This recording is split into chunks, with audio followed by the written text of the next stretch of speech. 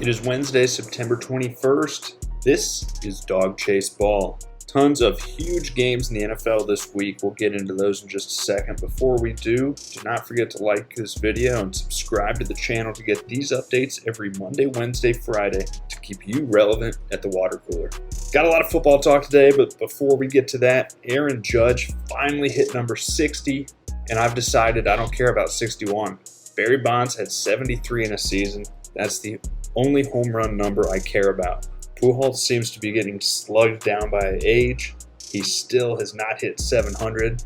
Got through the weekend sitting at 698. Albert's going to get there, but it might take every single game this season. Aaron Judge, however, everyone in New York and obviously the New York media cares about getting to 61 because that's the Yankees record. But that record doesn't matter in baseball. There are so many records that actually matter to all of baseball, not just a big dude hitting bombs in the Bronx. It's a great story.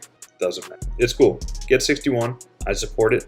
I love home runs, but I don't want to see, I don't want to treat it like it's a giant record when it's not. It's a record for one team. Cool. You could hit 49 and set the record on the Reds. Who cares? Let's move on.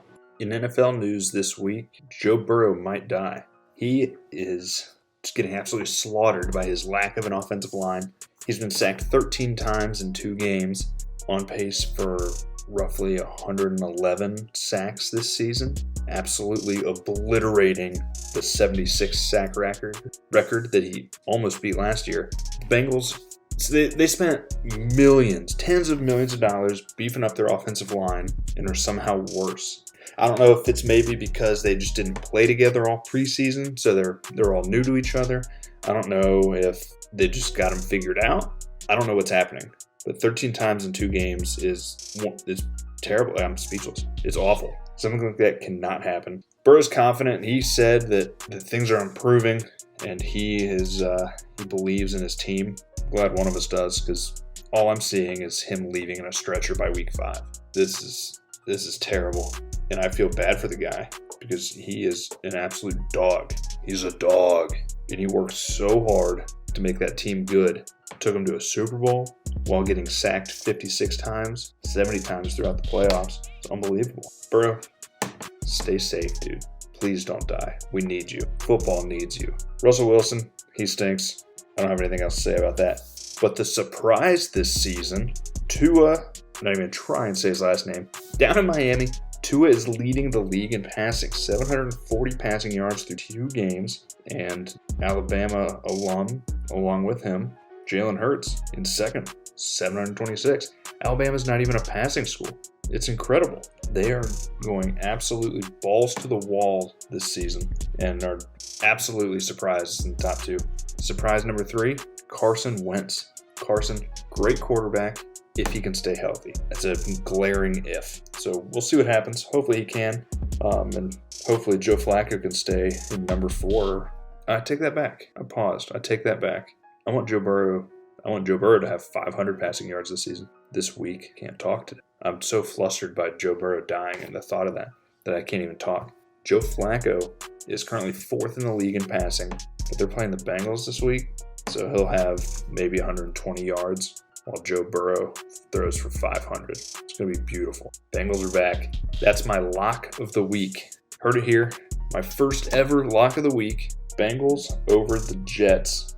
I don't even know what the spread is. I don't care. It's a lock. Let me see if I can find it here quick. No, why would it be on this list? Book it. Bet the house. Bengals cover the spread against the Jets this week.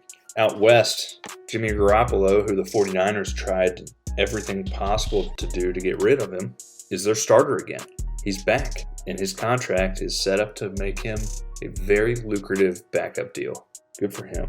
Not good. Trey Lance got actually hurt this past week. Not like Joe Burrow did, but Trey Lance is unfortunately out for the season, and 49ers are back in Jimmy G's hands, and it looks like he is stepping right back in where he was. He's ready to take this team to the playoffs. Lock of the season, 49ers are going to the playoffs. That's the easiest bet you can make. I don't know what those odds are either.